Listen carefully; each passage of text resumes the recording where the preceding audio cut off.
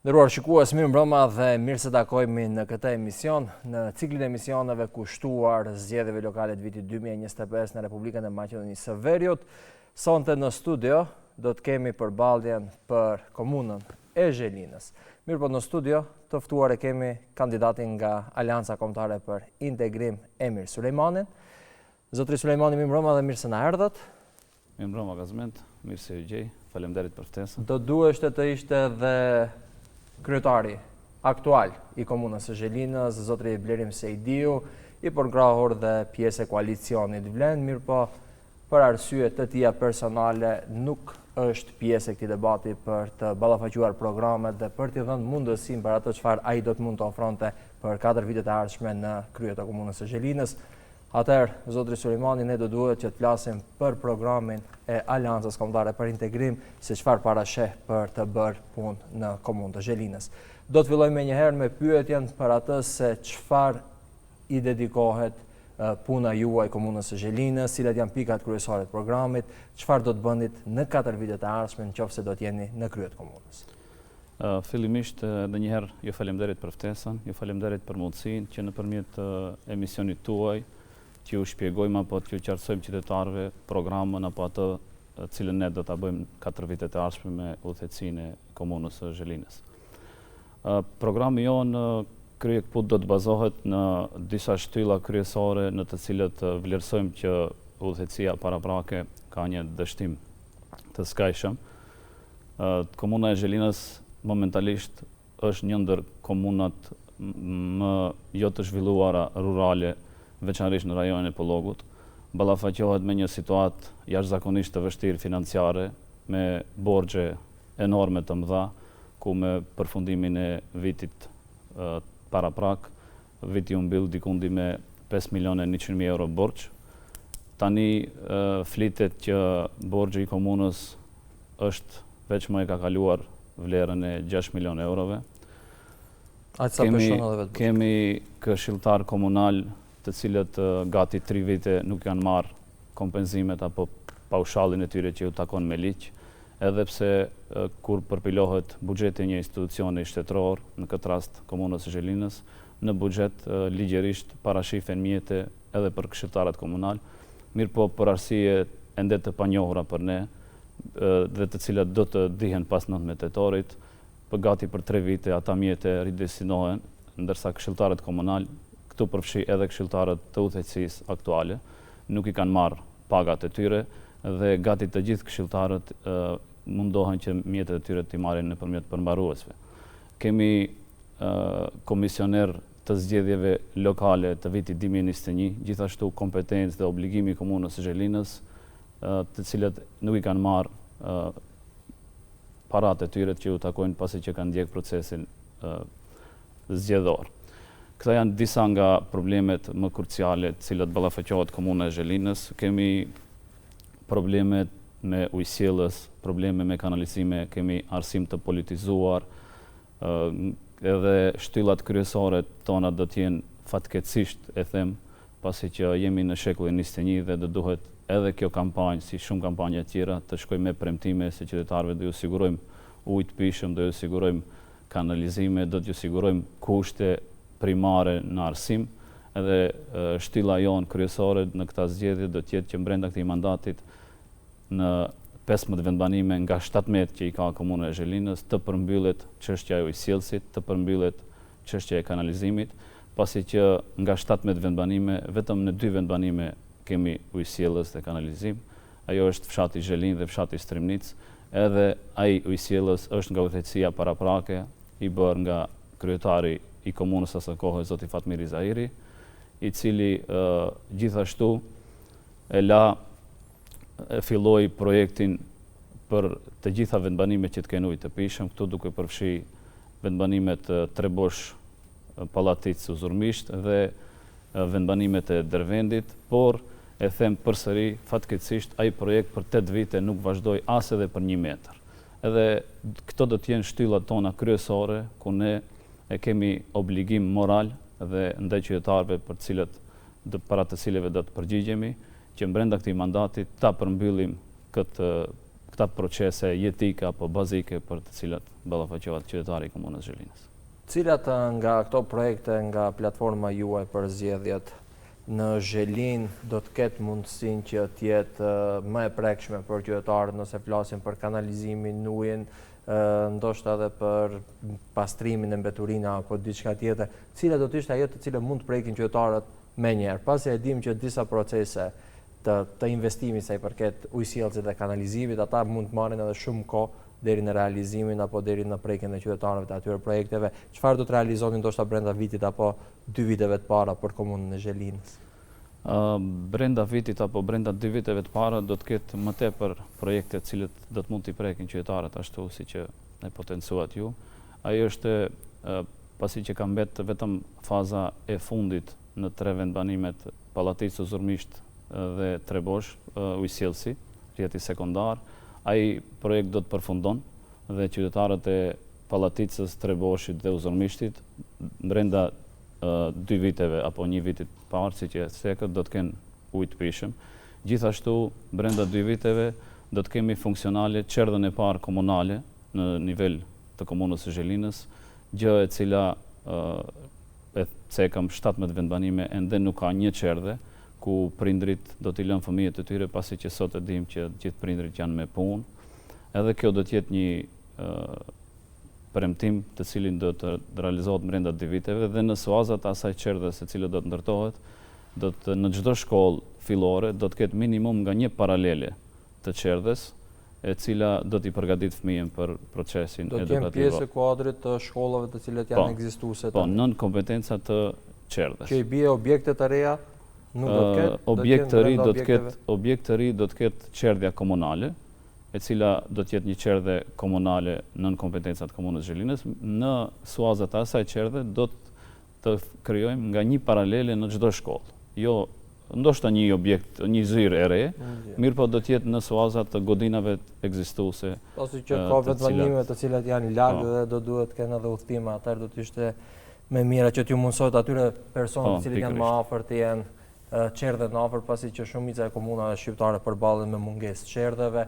A do të jetë kjo vetëm një çerdhe brenda këtyre viteve apo keni planifikuar do të thotë ndërtimin e më shumë pikave të çerdheve në rajone të ndryshme apo fshate të komunës së Zhelinës? Unë dua të jemi sinqert me qytetarët, sepse ne që aty jetojmë dhe takohemi, bashkëbisedojmë për çdo ditë. Ne nuk kemi as edhe një çerdhe në nivel të komunës. Fillimisht e premtojmë dhe garantojmë që do realizojmë një çerdhe, po pastaj varësisht prej mundësive, varësisht prej nevojave, në të ardhmen do të shohim se edhe pasi që ajo varet edhe nga numri i nxënësve që do të jenë të interesuar apo fëmijëve që do të ndjekin procesin në çerdhen. E përmendët finalizimin e disa pjesëve të rrjetit të ujësjellësit, mirë po për pjesën e ujësjellësit në fshatin Debërc ka zgjidhje në platformën tuaj, pasi që qytetarët janë ankuar shumë pasi që sjellin ujë dhe është proces i përditshëm sepse ata çdo ditë duhet konsumojnë. Fshati Debërc është një prej vendbanimeve të cilët përmenda është në atë kategorinë e 15 vendbanimeve të cilët nuk kanë ujë të pishëm dhe ai fshat do të ketë ujë të pishëm brenda mandatit ton. Kjo përbën atë që e përmenda se nga kryetari paraprak zoti Fatmiri Zahiri është lënë një projekt i cili fillon nga ka 2 bunare tek restorant Di Fazanat në Zhelinë dhe ka mundësi të jetë për edhe një bunar tjetër dhe prej aty bunari do të furnizohet momentalisht Zhelina, do të furnizohen Treboshi, Pallatica, Zurmishti dhe vendbanimet e Dervendit përfshi këtu edhe fshatin Debërc.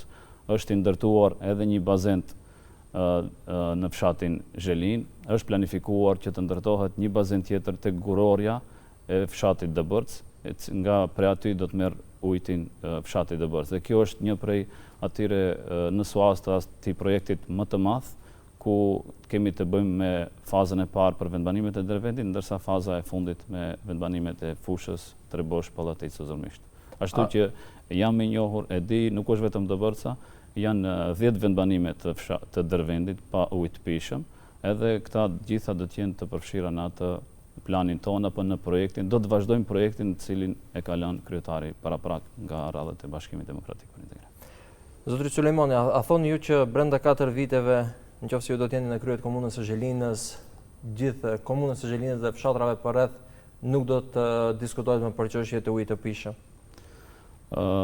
Po, do të japim maksimumin unë dhe ekipi im që përfundimisht kjo temë pas 4 viteve të mos flitet më.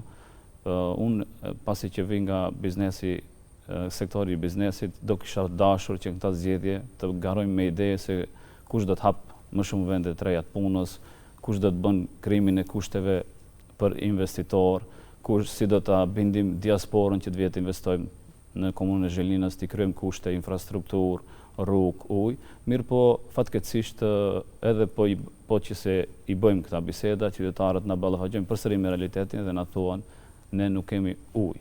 Edhe kjo është ajo primarja, kjo është zotimi im, kjo është sfida ime me cilën të ballafaqohem 4 vitet e ardhshme dhe do të mundohem që ky proces apo ky problem pas 4 viteve që të mos flitet më dhe të flasim për këtë të cilën e përmenda paraprakisht. Një nga problemet tjera në fshatin Debërcë është edhe gurorja.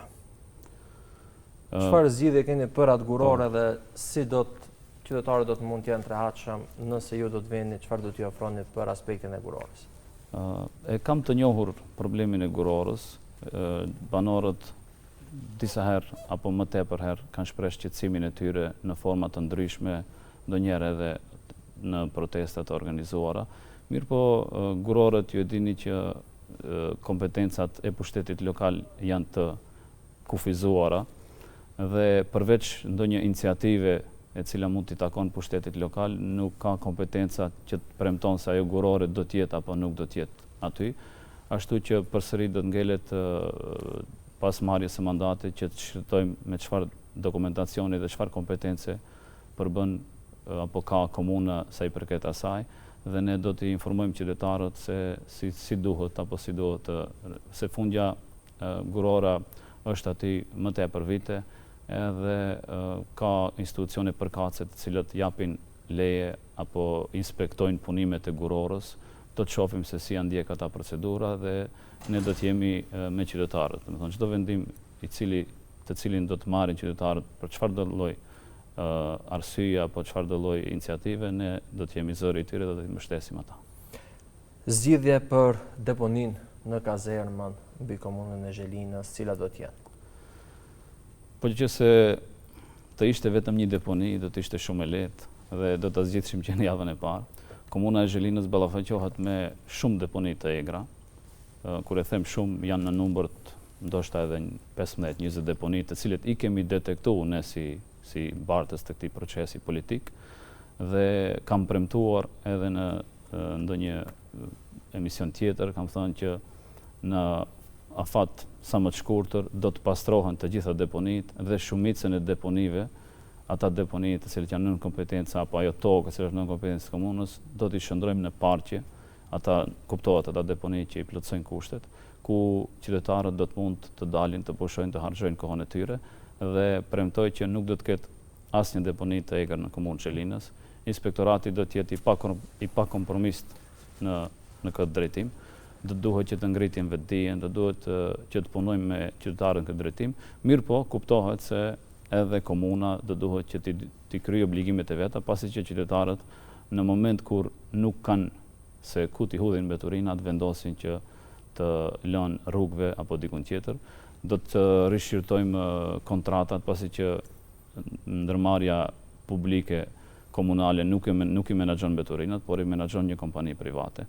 Do të shohim se çfarë kontrate ka aty, cilët janë kushtet dhe ajo përmbahet kompania kushteve për mirëmbajtjen apo për deponimin e grëmbullimeve, mbeturinave. Kjo do të jetë ajo që ne do të bëjmë, mirë po e gjitha kjo pasi që ta marrim mandatin, sepse nuk i kemi informacionet detajuara dhe kompania përkatëse do duhet të bëjë punën e saj në formën më të mirëtmueshme, që të jetë në fund ditës qytetarit të jetë i kënaqur. E përmendet dhe vetë që po të ishte një deponi do të ishte shumë më e lehtë që zgjidhet. Kemi shumë rrugë të cilat në komunë të Zhelinës, pothuajse nga fshati në fshat që kalon janë nuk ka mundësi pa mos e parë një deponi të egër. Cila do të ishte hapi fillestar marrë parasysh gjitha ato të cilët i cekët që duhet shqyrtohet situata, kontrata me ndërmarrjen publike private, ndërmarrjen private të cila është angazhuar për pastrimin e mbeturinave. Mirë po, nëse se do të mund të bëni diçka fillimisht, do të fillonin me pastrimin e rrugëve, do të fillonin me krijimin e deponive legale, apo ndoshta edhe me mbledhjen e mbeturinave në kohë dhe vendin e caktuar. Se disa isha qartë, atë thash tekstualisht, me mandatin tonë do të pastrohet çdo deponi e egër dhe nuk do të ketë deponi të egër. Kjo pjesa e rishqyrtimit të kontratës kompanisë ishte që t'ju sigurojmë qytetarëve shërbimin më të mirë të mundshëm. Ndërsa sa ju përket deponive ilegale, nuk do të ketë, të gjitha do të jenë të rregulluara, të pastruara dhe në shumicën prej tyre do të krijojmë apo do të ndërtojmë parqe ku qytetarët do të mund të harxojnë kohën e tyre. Kjo është ajo që është zotimi im. Do thotë me ardhin në krye të komunës, rrugët të cilët janë ndërmjet fshatrave të komunës Zhelinës nuk do të mund të shihen më të papastruar. Kjo është premtimi juaj. Po, nuk do të mund të shihen papastruar, jo vetëm rrugët, por edhe deponit, siç e përmendet te kazerma, ka deponi në fshatin Cerov, ka minimum një 10 deponi rreth fshatit Zhelin, ka deponi në fshatin Leshnic, ka deponi në fshatin Pallatic. Gjitha këto janë deponi të egra, të krijuara, për të cilët komuna nuk kujdeset as pak. Kemi edhe shumë raste tjera, për shembull dje ndoqja një emision i realizuar nga një portal në një fshat i quajtur Leshnic, ku sipas banorëve, sipas deklaratës së tyre, kanë mbledhur para për një kanalizim, dikund bisedoheshte për një vlerë 30.000 euro dhe komuna nuk ka ndërmarrë ka marrë të hollat sipas banorëve përsëris, të cilët e deklaruan publikisht dhe ai kanalizim nuk po kryhet, vinë për një ditë apo për një javë vetëm për 10 metër kanalizim. Ai fshat ballafaqohet që moti me rrugë jo funksionale pa kanalizim dhe unë shfrytëzoj mundësinë që t'ju jap edhe atyre një premtim që ne do e realizojmë atë kanalizim cilin është fillu duke mos ju marrë as edhe 1 euro nga paratë e qytetarëve. A keni llogarit në programin tuaj pjesën e atyre apo thjesht pasi që ata u ngritën në... Jo, ne kemi të shkruar pasi që e dim... Sa do t'ju kushtoj komunës për shembull ose ekipit pjesa e ndërtimit të kanalizimit? Tani në program ne i parashofëm vetëm si projekte, pasi që nuk kemi për gjitha projektet edhe projekte detajuar se sa do t'jetë kosti atij projekti. Me marrjen e mandatit, 100 ditë që i parë do t'jetë skenim i situatës brenda komunës, e kam thënë edhe më herët, do të inicojmë revizion të detajuar edhe nga institucion përkatës shtetëror, po edhe nga institucion privat, ku do të konstatojmë se si është bërë borxhi i komunës. Gjatë asaj kohe do të angazhohemi maksimalisht në hartimin e projekteve të cilat veç më i kemi në program. Pasi që e dini, për të realizuar projekte duhet edhe të kesh projekte të gatshme. Pastaj për ata projekte normal ju me siguri do të më pyesni se si do t'i realizoni kur komuna ka borxhe. Por gjithë e dim, kemi institucione si që është Ministria e Mjedisit, si që është Ministria e Transportit, si që është Banka Botërore, i part fondet. E shumica e qytetarëve tani do të pyesnin që duke e pas kryetari aktual i cili është drejt përfundimit mandatit i duke pas edhe mbështetjen e këtyre institucioneve gati për një vit qeverisje të bashkëpartijakëve apo të koalicionit të tij, nuk arriti që të siguroni si do t'i siguroni ju nëpërmjet këtyre ministrive nëse do të jeni në krye të komunës. Një pyetje hipotetike që lind automatikisht nga qytetarët. Shumë e vërtet, pasi që më është bë edhe për qytetarëve. Nuk është hipotetike, është pyetje shumë logjike. Është e vërtet tam që komuna ka borxhe dhe njerëzit pyesin, edhe ju si media do të pyesni se si do t'i merrnim, si do t'i sigurojmë mjetet. Ekipi im tash do të jetë i fokusuar në ndërtimin e projekteve. E kam thënë më herët, do e përsëris edhe në emisione tjera, komunës së Zhelinës, por besoj që edhe gjitha komunave nuk ju duhet kryetar komune, ju duhet një menaxher komune. Unë atë aftësitë mia menaxheriale do të jap maksimumin që bashkë me ekipin tim në afat sa më të shkurtër të përpilojmë shumë projekte me të cilat do të aplikojmë në për institucionet përkatëse. Primare, edhe për qeverinë, edhe për ministritë përkatëse, por edhe për Bankën Botërore janë çështjet jetike të cilët kanë të bëjnë me jetën e qytetarit. Ju garantoj që po që se ne kemi projektin e gatshëm sa i përket çështjes së ujësillësit. Nëse Komuna e Zhelinës do të aplikon në Ministrinë përkatëse me projektin e ujësillësit, projekti i cili ndoshta do të kushton vetëm për pjesën e Dervendit 2 deri 3 milion euro, ndërsa një komunë e Shkupit ta quajmë aplikon për një park rekreacioni dikundi, nuk mundet që institucioni përkatës mos të jep përparësi aty ku kemi nevojë për çështje jetike, pasi që flasim për ujë. Edhe kjo është ajo të cilën ne zotohemi se si ekip, apo unë si nesër si kryetar apo si menaxher i komunës, bashkë me ekipin tim do të punojmë pa ndërprerje që për 4 vite të mbyllim problemet bazë të qytetarëve të komunës Zhelinës. Ju përmendëm ujin, kanalizimin, po shkojmë me radhë prej asaj se çfarë ju nevojit e qytetarëve. Ujë, kanalizim, tani sigurisht do të vijë edhe pjesa të mbulohet këto dy projekte, duhet ketë edhe një shtresë asfalt dhe rrugë të mira dhe infrastrukturë të duhur. Keni paraparë se çfarë do të realizoni në aspektin infrastrukturor të shtrimit rrugëve, të ndriçimit publik, pasi që e dim jo vetëm në komunën e Zhelinës, por në shumicat e komunave këtu në vendin tonë përballemi edhe me qene ndacak të cilët janë problem për nxënësit dhe moshat e vogla të cilët mund shëtiten në rrugëve. Hapët disa tema, do mundohemi që ti koordinojmë gjitha. Është e vërtet teza juaj se përsëri do kthehemi te ajo komunës i duhet një menaxher i mirë. Pse e them këtë?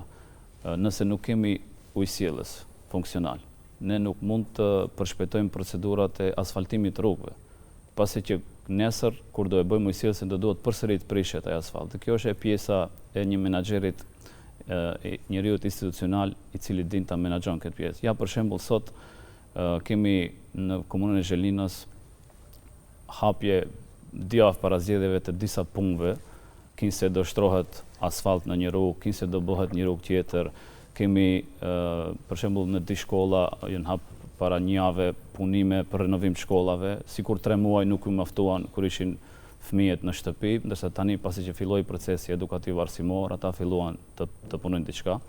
Dhe fati i keq i gjithë këtij muhabeti është se në asnjë prej projekteve të hapura nuk ka asnjë tabelë informuese ku e përcakton se cili është investitori, kush është realizuesi, kush është mbikëqyrësi.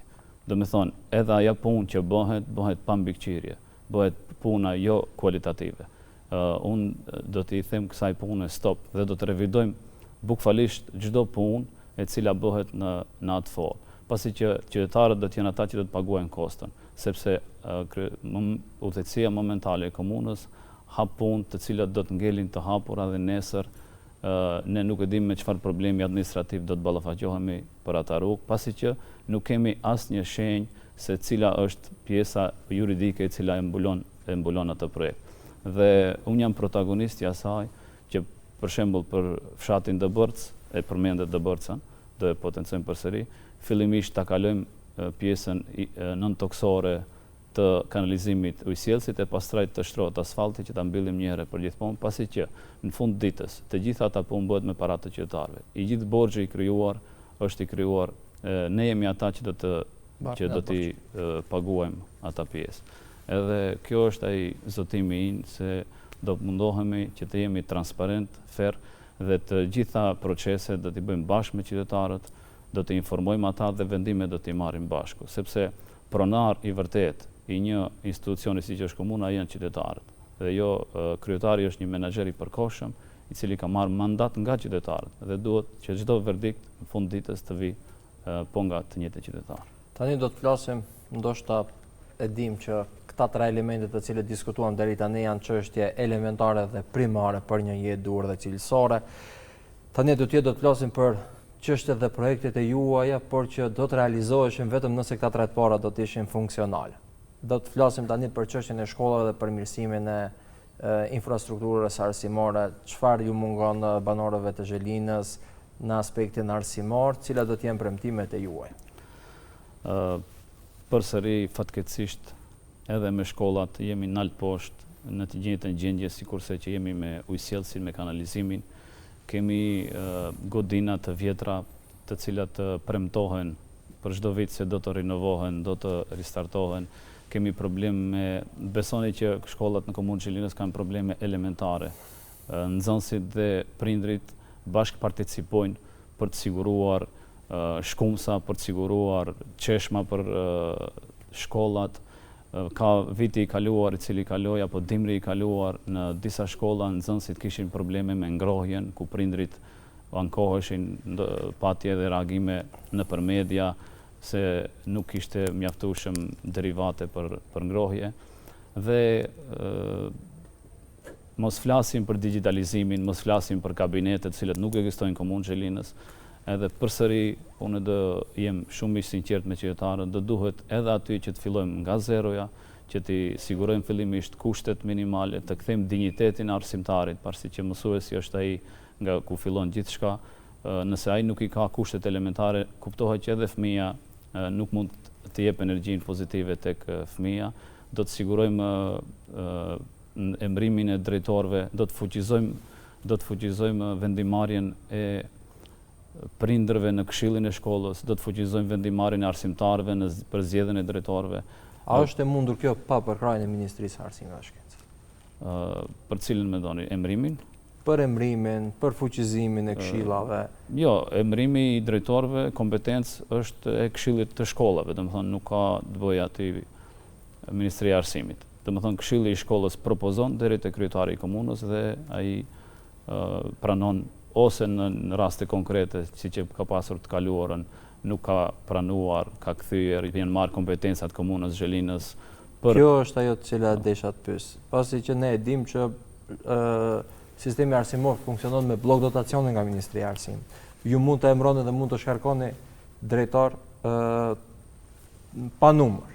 Mirë po cili do të jetë qasja në raport me Ministrinë e Arsimit sa i përket marrjes ndihmave nga blok dotacionet, apo do të përballen një njëjtë, sikur që po thoni tani që me vetë financim, me mbledhje të disa parave të këshillit prindërve dhe vetë prindërit atyre nxënësve të financojnë shkumsa, të financojnë gjitha elementet e nevojshme për një proces arsimor.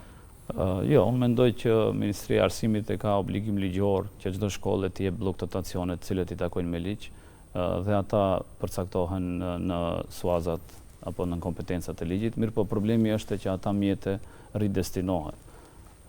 Nuk jepen komuna, nuk jep 100% sa që i merr nga Ministria e Arsimit. Për shembull, në komunën Zhelinës ka shkollë e cila ndoshta edhe 4 vite e bllokuar, me zhvillim të bllokuar dhe në emër të asaj shkolle paguan një shkollë tjetër në vazhdimsi me një lloj cesioni i cili i është thënë udhëhecive se mundet bëhet ashtu dhe për cilin do të ketë një revizion pas marrjes së mandatit tonë. Domethënë ballafaqohen me probleme elementare. Nuk mendoj që është problemi te ministria, por është problemi te menaxhimi i mjeteve nga ana e komunës dhe nga ana e udhëhecisë së shkollës. Edhe gjithë kjo vertikalja duke filluar nga lart poshtë e humb edhe dinjitetin, e humb edhe dëshirën e arsimtarit, pasi që ai nuk i ka kushtet elementare për punë. Tani nëse flasim për godinat, kemi vendbanime të cilat nuk janë prekur as pak. Për shembull, fshati Rogle pret që moti ndërtimin edhe një kati të shkollës, domethënë kjo është premtim me vite. Fshati Novosel nuk ka fushë sporti në shkollë. Fshati Kapashdoll, fshat i kundër kandidatit tim, gjithashtu njëjtë nuk ka fushë sporti. Fshati Grupçin kërkon një sallë sporti vite të tëra, nuk e ka. Fshati Trebosh kërkon renovimin e shkollës dhe një fushë sporti. Edhe Leshnica gjithashtu, dhe gati gjitha shkollat kanë nevojë që të preken duke minimalisht dhe për të qenë kushtet elementare funksionale. Na ka ngel shtylla e shëndetësisë, çfarë keni paraparë do thotë në aspektin shëndetësor, t'ju ofroni banorëve të komunës së Zhelinës, cilat janë projektet kryesore apo pikat kryesore që do të ndjejnë qytetarët brenda mandatit tuaj në aspektin shëndetësor?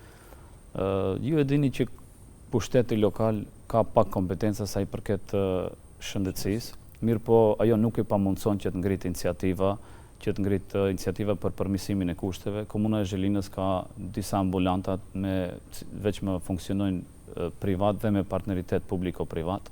Ne në vazhdimsi do të iniciojmë që kushtet të përmirësohen. Kemi edhe një ide fillimisht, pasi që përsëri do të kthejmë ai sinqeriteti qytetarëve, nuk do e them si premtim i një ndërtimi të poliklinikës në komunën Zhelinës, në fshatin Zhelin, pasi që ajo do të financoheshte dhe do të inicoheshte nga ne si ide, mirë po do duhet kemi përkrahje nga Ministria e Shëndetësisë. Këtë do e ngrisim si çështje dhe në vazhdimsi do të jemi suport i banorëve, suport i qytetarëve, do të krijojmë kushte, do të flasim me klinikat apo ordinancat të cilët operojnë në komunë Zhelinës që të kenë kushte sa më të mira për qytetarët e vetë komunës. Zoti Sulejmani, një pyetje për fond, t'i kthehemi pjesës fillestare të fjalimit tuaj që tha që unë vi nga sektori i biznesit dhe komuna si duhet një menaxher i mirë. Si menaxher, si sektori i biznesit, duke pas parasysh. E përmendet 5.1 milion euro borxh. Mu tha që edhe deri tani që flasim mund të ketë arrijë edhe deri në 6 milion euro. Me një buxhet për 6 milion euro të komunës së Zhelinës.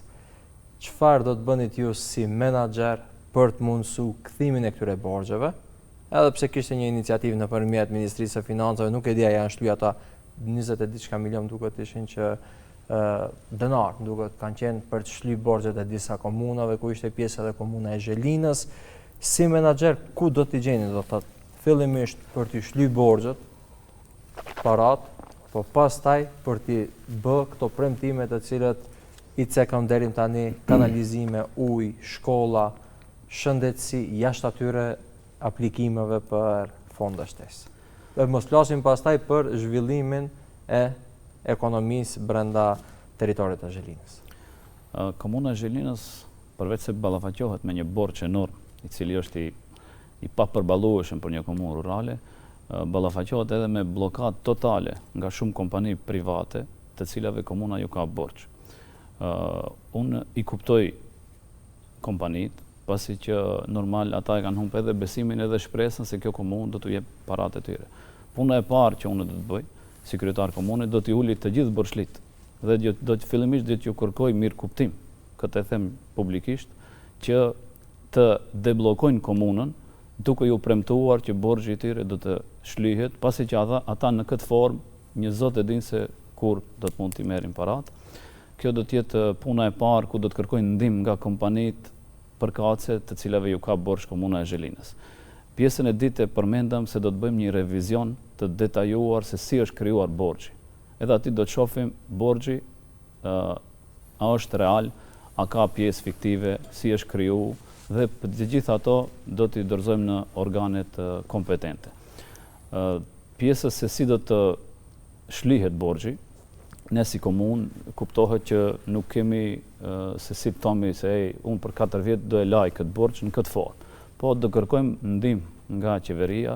E dim që në vitin 2017 ky kryetar komune kur mori mandatin, borxhi i komunës ishte dikundi pak më tepër se 1 milion euro dhe menjëherë vitin e parë aso kohë qeveria vendosi që të laj 50% të borxheve të gjitha komunave. Dhe komuna e Zhelinës ngeli aso kohë dikundi 700 apo 800 euro borxh. Do me thonë nga 700 apo 800 në 6 milion euro borxh.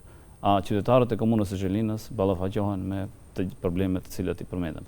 Dhe gjithë kjo normal që të shtyjnë, që të mendojsh dhe të bësh një analizë të detajuar duke e bërë të mundshme para qytetarëve që të shohin se formën, mënyrën se si është kryer borxhi. Ndërsa për shlirjen e borxheve do të kërkojmë ndihmë nga fillimisht kompanitë të cilët kanë borxhe që të deblokojnë komunën që të mund të funksionon. Se fundja fundit është e mirë edhe atyre, se vetëm në atë formë do të mund të marrin gradualisht borxhet e tyre. Gjithashtu do të kërkojmë ndihmë edhe nga qytetarët që të paguajnë taksat. Do t'u paraqesim qytetarëve se do t'ju garantojmë që paratë e tyre do t'ju kthehen, sepse tani normal komuna e Zhelinës është një ndër komunat edhe që ka më pak të hyra për vetë qytetarëve, pasi që qytetarët e kanë humbur besimin në institucionin komunë. Edhe besoni që takoj njerëz thotë nuk paguajmë tatime sepse paratë tona keq përdoren.